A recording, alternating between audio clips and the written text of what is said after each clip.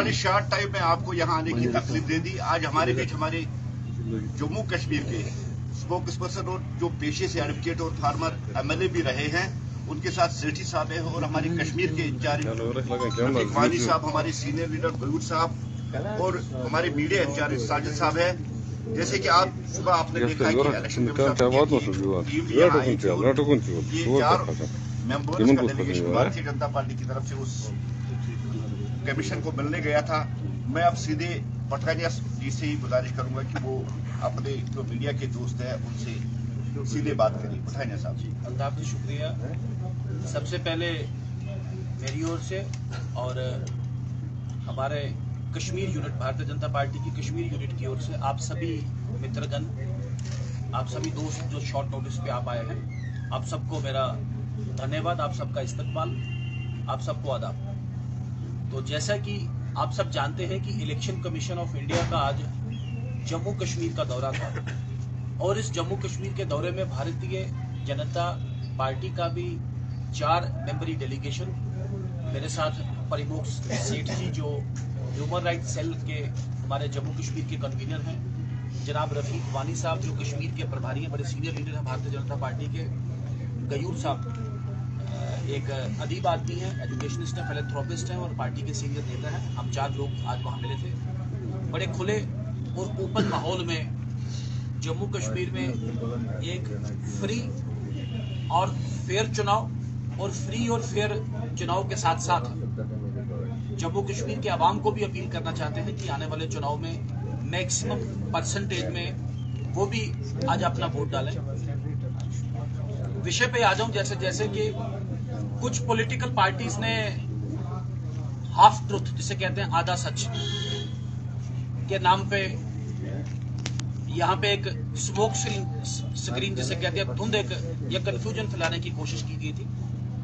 मैं डायरेक्ट उस विषय पे आ जाऊं कि भारतीय जनता पार्टी जम्मू कश्मीर में प्रजातंत्र की और प्रजातंत्र का जो सबसे बड़ा जो पर्व है जिसे चुनाव कहते हैं, भारतीय जनता पार्टी जम्मू में चुनावों की पक्षधर है।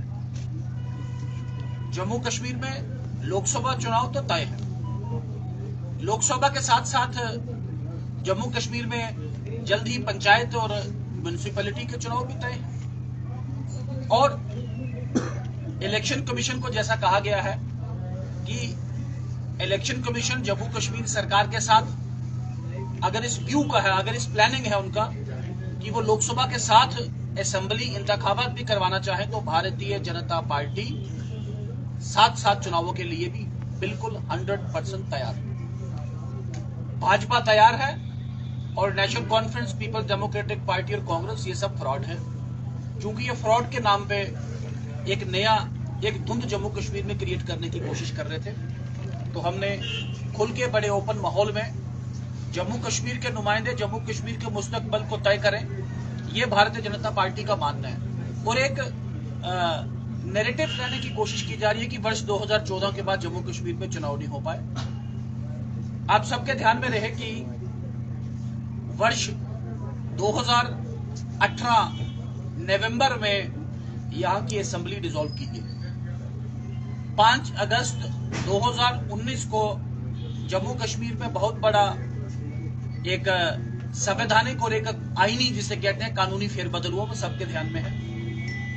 उस 5 अगस्त 2019 को जम्मू कश्मीर में एक नए परिसीमन कमीशन, हदबदी कमीशन की एक कल्पना की गई, इसका स्वरूप लाया गया। आखिरकार रंजना देसाई जी उस डिलिमिटेशन कमीशन की चेयरपर्सन बनी। कोविड वेव होने के बावजूद भी उस डिलिमिटेशन कमीशन ने जम्मू कश्मीर के कोने कोने में जाके हर पॉलिटिकल पार्टी, हर स्टेक होल्डर के साथ बात की और रिकॉर्ड समय में, इससे पहले हमारे पास इंस्टेंसेस भी हैं कि 5-5 साल भी डिलिमिटेशन कमीशन अपना काम करते रहे, उसके बाद रिपोर्ट आई। लेकिन पूरे जम्मू कश्मीर का खाका, जम्मू कश्मीर में लोकसभा का भी परिसीमन हुआ, विधानसभा का भी परिसीमन हुआ और वर्ष 2022 में उस परिसीमन कमीशन का, मैं ये गैप एक्सप्लेन कर रहा हूं आपको जिसे कहते हैं 14 और उसके बीच में कोई गैप वाली कोई ऐसी बात नहीं थी। तो जब एक परिसीमन कमीशन गठित था तो चुनाव तो उसके बाद ही होना था। वर्ष 2022 में उस परिसीमन कमीशन ने अप्रैल में अपना रिपोर्ट दिया और उस रिपोर्ट को एक डिटेल्ड उसके एग्जामिनेशन के बाद भारत सरकार ने और उसके बाद भारत के पार्लियामेंट ने सितंबर-अक्टूबर 2022 में उसे अपना मंजूरी दी।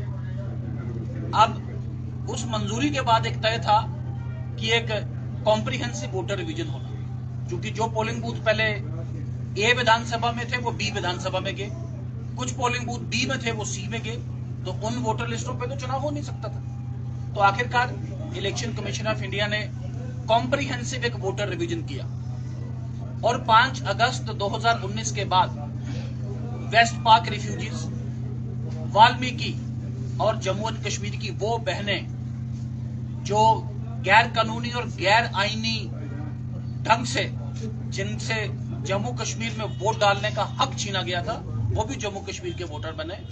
अब उस एक्सरसाइज के बाद स्टेज सेट है और इस सेट स्टेज में कोई डिले नहीं हुआ, कोई एलोंगेशन नहीं हुआ, कोई गैप नहीं आया, कोई चुनाव से भागा नहीं।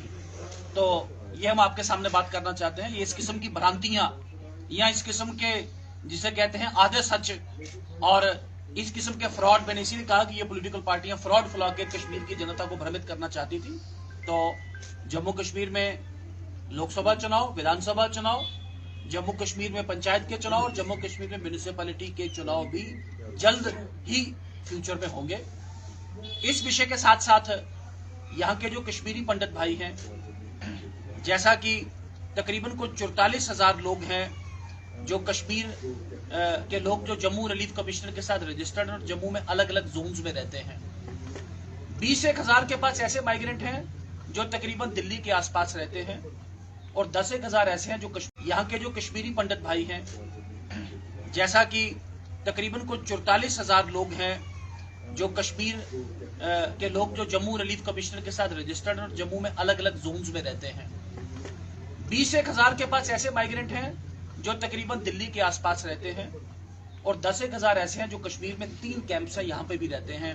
कुछ वो पीएम पैकेज वाले मुलाजमीन हैं और कुछ और जो प्रोटेक्टेड अकोमोडेशन में रहते हैं। इन तीनों को जो एम फॉर्म की जो प्रक्रिया है, पहले तो एम फॉर्म की प्रक्रिया बड़ी टेढ़ी है। बहुत कम लोग एम फॉर्म के लिए जाते हैं, समय उसमें बड़ा कम होता है, और जो लोग एम फॉर्म के लिए ऑप्ट भी करते हैं तकरीबन आधे ही लोग हैं जिनका एम फॉर्म अप्रूव होके आता है और बाद में उनका असेंबली में अपना वोट डालने का हक मिलता है। हमने बात की है कि जिस तरह जिला विकास परिषद के चुनाव में, डीडीसी चुनाव में यहाँ के जम्मू कश्मीर इंतजामिया ने जो अरेंजमेंट किया था कि आप पोलिंग बूथ ही वहां सेट करें, आप उनके जोन्स में, चाहे उनका जोन दिल्ली में है, चाहे उनका जोन जम्मू में है या उनका जोन कश्मीर में प्रोटेक्टेड जगह पे है, आप वहीं पे पोलिंग बूथ सेट करें, फिर आप वो ईवीएम से वोट डलवाएं कि बैलेट से वोट डलवाएं।